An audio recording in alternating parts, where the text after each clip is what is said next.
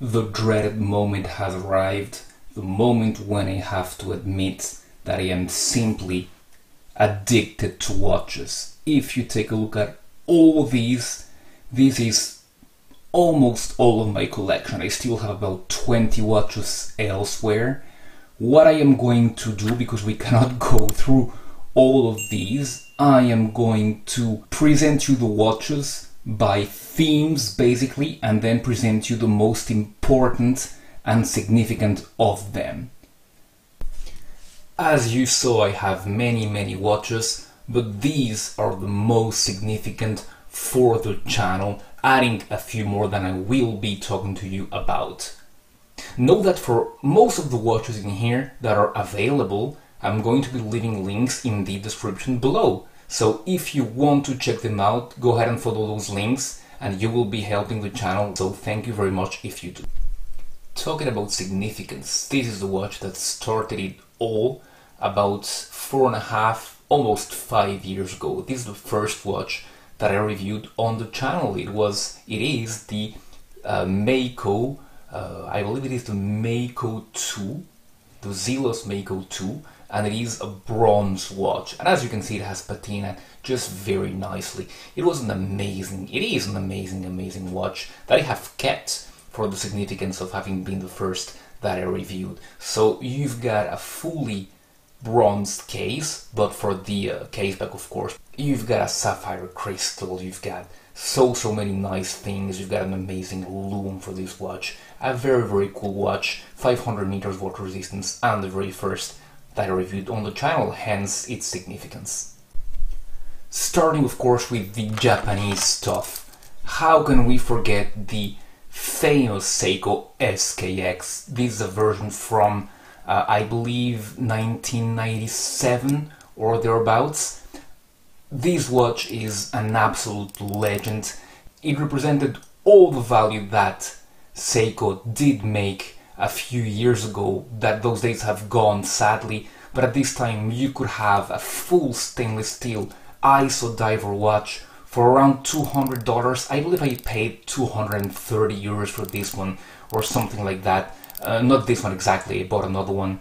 It was another one that I bought in around 2016 or something like that. Of course, these have gone much higher now. They're stabilizing, but still, you can still have one of these. Search on eBay, watch for watches that are beat up or with replacement parts, but this is still a huge legend, and it has been well received on the channel overall. Another watch that is an absolute staple of my channel is of course the Orient Kamasu. I talk to you about this watch almost all the time when I'm talking about well-built, well-made divers at around the $200 to $250 mark. There's two versions of this one. There's this one, which is the older one, and there's the one, the newer one with round indices. I myself prefer this one. There's versions of this one. There's this green that I love. There's also a crimson that I love, that is very nice. And I don't know, this watch is just so elegant, so, I don't know, so nicely made. You've got the sapphire crystal with which the predecessor, the Ray 2 or Mako 2, lacked. This one has, it still does have an aluminium bezel insert, but that doesn't really matter. It's not that bad. And you have 200 meters of water resistance, an amazing lume. Well, a very nice watch. I'm going to be leaving you links for this watch, as well as links to the reviews, or rather the main review that I have made of this watch. Now another watch, another pretty famous watch for the channel. This is one of the most viewed reviews that I have made about this little Casio vintage with the mother of pearl dial, which is a very nice little watch, very little thing. The review I made it years ago. You can still buy this watch, I think. Nothing special, nothing exceptional compared to another Casio. You've got a full metal case, however, which is better than the usual F91s and even the A168s that you get, which are not really made out of metal, but this one is full stainless steel, and that is a pretty nice thing. Legibility though is an issue, as you can see. It is pretty hard to see. Another significant watch, not for the channel itself, but for myself, that I have reviewed, but that review didn't do extremely well, is the turtle, the PADI turtle. This one I bought years and years ago, even before I had the channel, I believe. And yeah, it has accompanied me in a lot of diving adventures. A lot. I'm not a real diver. I haven't done it in years, but this one I have taken to the Great Barrier Reef. I have taken down on at the coast of Ecuador. I have taken it on many places. So this watch has some sentimental value for me, and I will never sell it. As you can see, it is quirky as turtles can be. You've got it is an ISO certified diver, of course, and yeah, just a very nice watch. Now let's go to a watch that changed my mindset about watches.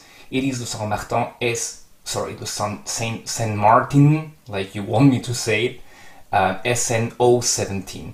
And this one, as I said, changed my mindset about watches.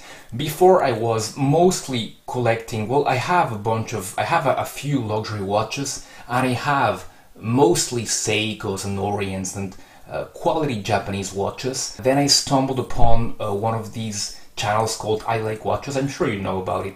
Gary, great guy. He was reviewing this watch, and he said that it was one of the best watches he had ever gotten. And then without hoping too much, I bought this watch.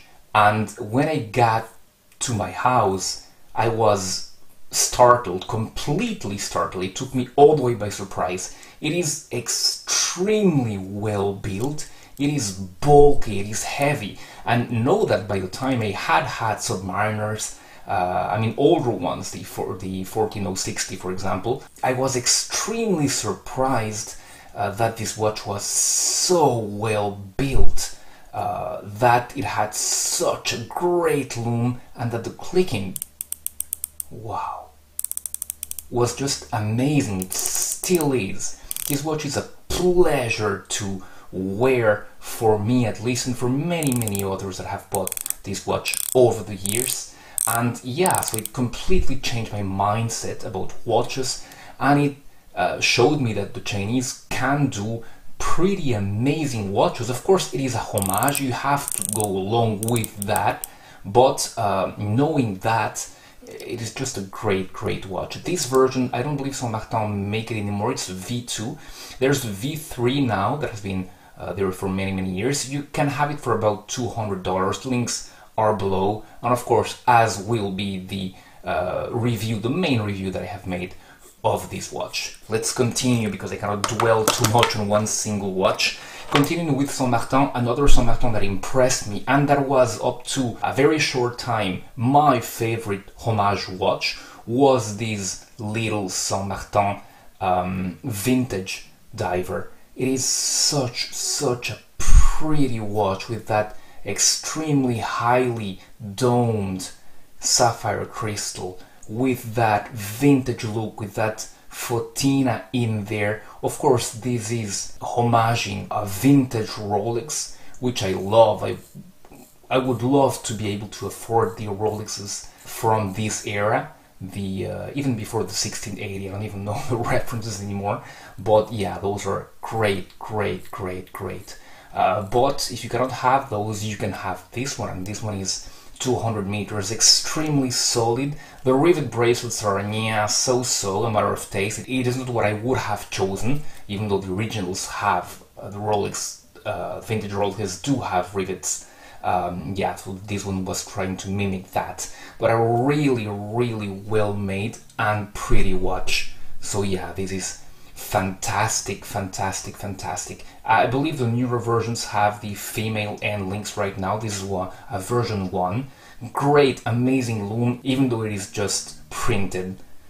And I told you that this was my favorite homage, up to one point, up to when it was surpassed by this one, the Pagani design Daytona homage. So this watch is, yeah, it is pretty. It is very, very, very pretty. You can tell that I like very much vintage Rolexes, but vintage Rolexes cost a fortune, a real fortune that somebody like me and most people I believe cannot afford, and it would be indecent in any way to pay, I don't know, $300,000 for a watch. So yeah, I bought this one, which is for a Pagani design, which are not the same quality as Saint Martin's, let's get real, but this one is really nice. It is not an automatic, you've got a Seiko VK63 in there, so it is a mecha quartz, which means that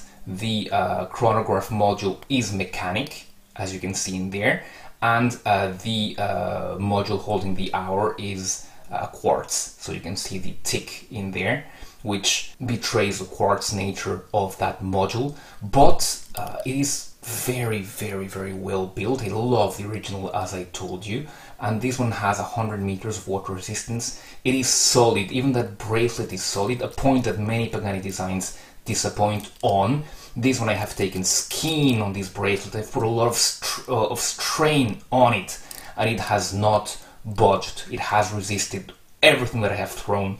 Design-wise, Pagani gets no credit, but they have done it well. They have done it well. It has a sapphire crystal, of course. The build is great, and yeah, I think I've had it for over 2 years. It is just beating perfectly. I believe that having homages, even the biggest hater of homages, I don't believe can hate watches homaging. I mean homages. Homaging, sorry for the repetition, watches that have been out of production for decades, for 50 years, like these two. So I believe that, yeah, that is a great thing to homage watches that actually pretty much nobody can afford, or even if you could afford, you would be afraid to wear it. Then another very significant watch for me, one that has done pretty well on the channel as well, is the Aesop Tourbillon. Yeah, this little watch is just, well, it is my only tourbillon. It is the only tourbillon in my collection, so I'm going to be cleaning it a little bit. So the only tourbillon in my collection, and yeah, it is just a pretty watch. It is a pretty watch, and for the price, I believe that when it goes on sale, this one can be $270 or something like that, thereabouts, and it's just a pretty watch. It is a little big. It is 42 millimeters in diameter, less than 10 millimeters in height though, and just a very nice watch, and a tourbillon for under $300. So that is really amazing, and that's why I'm keeping this one. I'm not parting away with this one. Another watch that has been amazing for the channel in many respects is of course the Seagull 1963. This is not an original Seagull, we all know that by now. This I believe is suggests, but it does have that amazing ST19 movement, Seagull ST19 movement in there, which is, let me show it to you once more, which is just something to, yeah, to behold, and to say that it is amazing to have a watch at this price point. So it can be around $200 to $250 with these kind of movements. The origin of this movement is a Venus 175 movement that the Chinese bought the rights to build themselves by 1963, of course, when this watch was released.